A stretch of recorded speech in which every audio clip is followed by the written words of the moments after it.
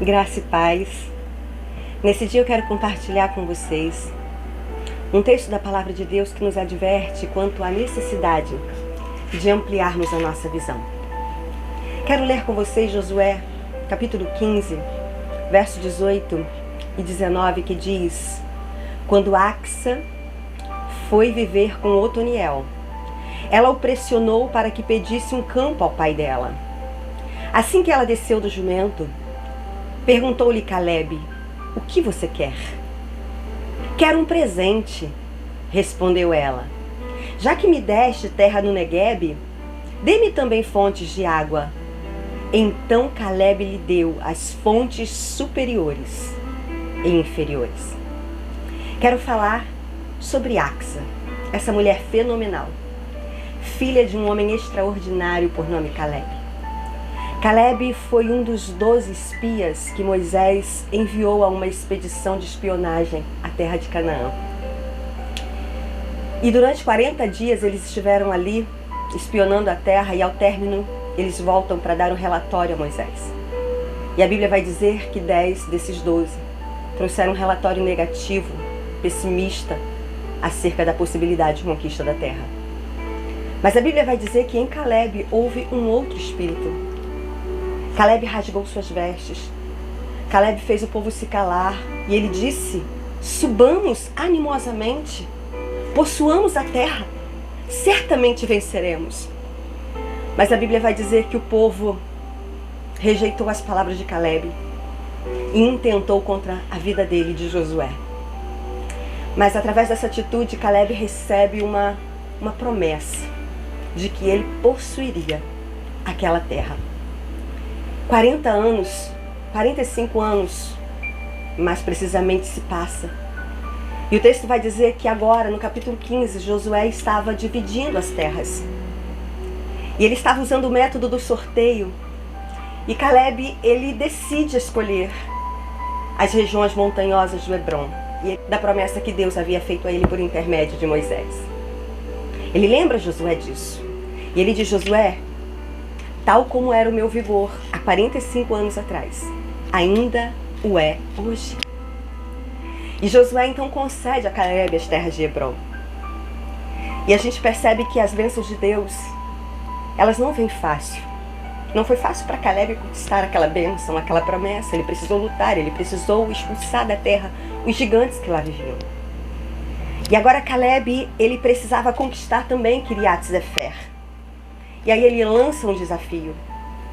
Ele diz: olha, o homem que conquistar Kiriat-Sefer, darei como prêmio a mão da minha filha Axa.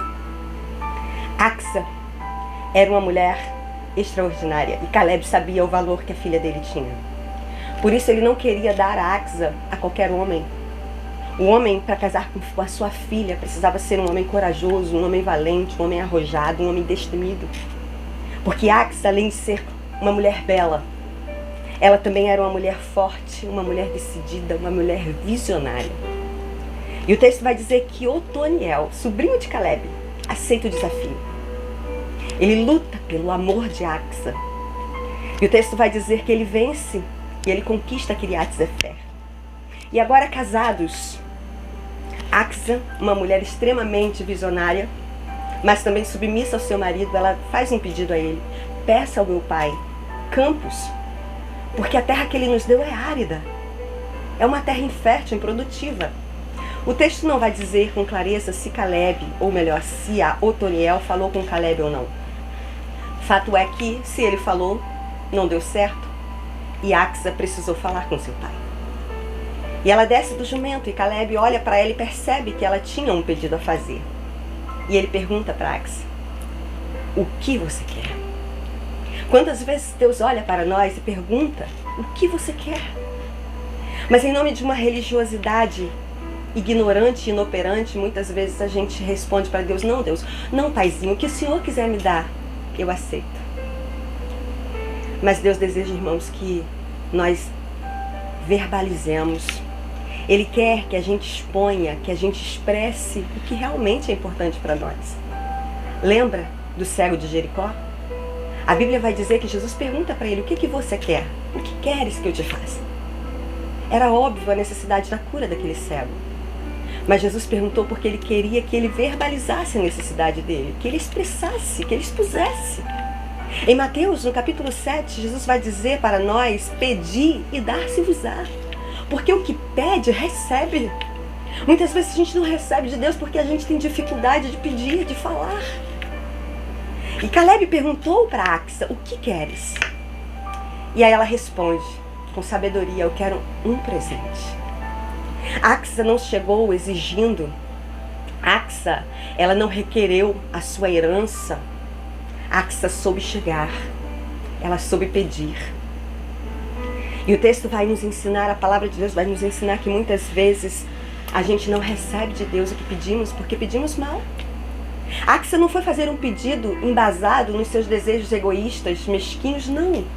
O que Axa queria era garantir uma sobrevivência, um futuro para sua futura descendência, que ela estava fazendo, formando agora com Otoniel. Ela queria que seus filhos tivessem condições de vida. Ela queria que a sua casa fosse abençoada.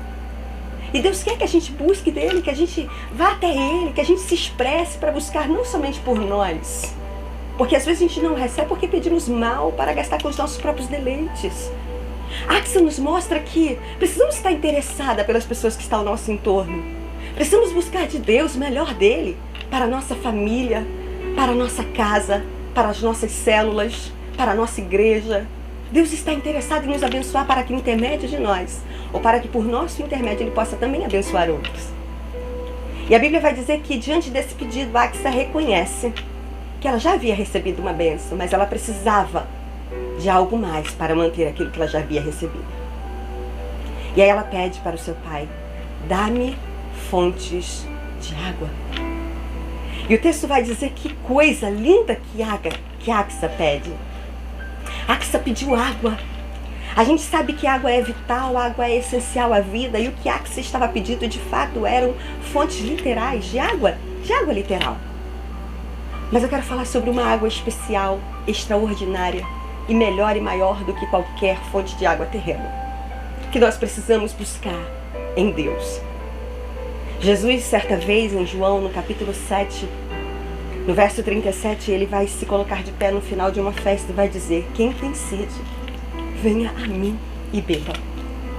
Certa ocasião, conversando com a mulher samaritana, Jesus vai dizer assim: mulher, se tu soubesse quem te pede de beber, tu lhe pediria e ele lhe daria água viva.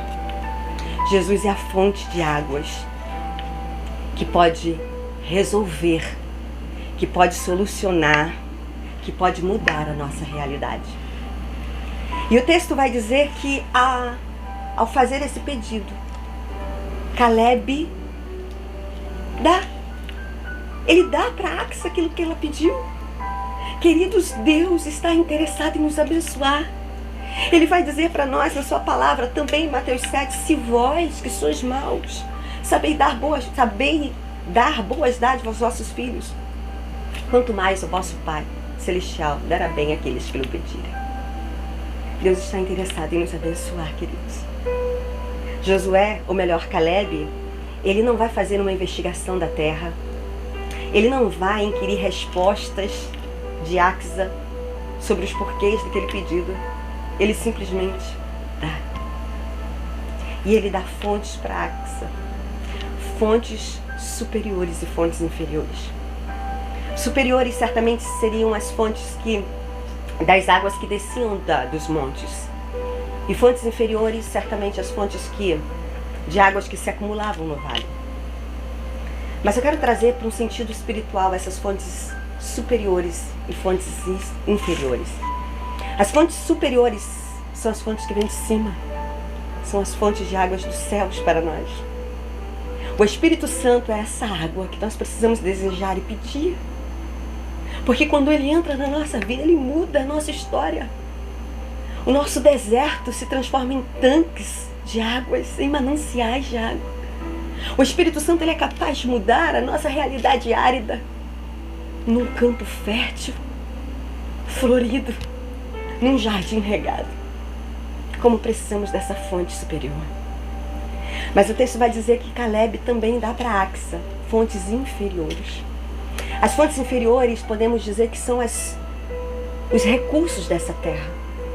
Deus quer que vivamos bem aqui. Ele quer que nós tenhamos o melhor dele aqui. Por isso Ele nos dotou de dons, de talentos, de aptidões. São as fontes terrenas. Vivemos num dia de extrema dificuldade no nosso país. Vivemos numa crise social, crise política, crise econômica. E nós precisamos requerer em Deus essas fontes inferiores, que são os recursos para que a gente consiga sobreviver. Sabe, de repente, a dificuldade de Deus para a sua vida é o momento de você se reinventar, de você descobrir em Deus um talento que você antes não sabia. Tantas pessoas no dia de crise, nos momentos difíceis, prosperam, mudam de nível. Quantas empresas, sabe, surgem ou melhoram no momento de crise. São as fontes inferiores que Deus tem para mim e para você. Então busque de Deus o que você precisa para manter aquilo que você já tem. Deus tem o melhor para nós. Busque dele nesse dia as fontes superiores e as fontes inferiores. Busque nele aquilo que vem de cima, mas busque também as estratégias para você viver nesse dia caótico ou nesses momentos difíceis. Que Deus possa abençoar a sua vida, querido. Que você possa buscar os recursos em Deus para melhorar a sua situação. Ele está interessado em te ajudar. Eu queria orar por você. Feche os seus olhos. Soberano e eterno Deus, diante dessa palavra, Senhor, que o Senhor nos dá nesse dia, eu quero te pedir que o Senhor desperte em nós o desejo de buscar por essas fontes. Quem sabe, Senhor, estejamos emocionalmente ressequidos e áridos. Quem sabe, espiritualmente, Senhor, estamos como numa terra seca.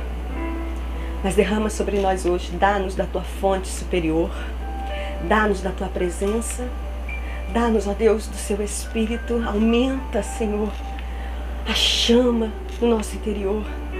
Que o Senhor possa inundar a nossa alma, irrigar o nosso espírito nesta manhã ou neste dia. Toma nas suas mãos, Senhor, também os teus filhos que precisam de fontes, ó Pai, inferiores, de uma estratégia para viver nesse momento caótico. Dá aos teus filhos, ó Deus, uma direção.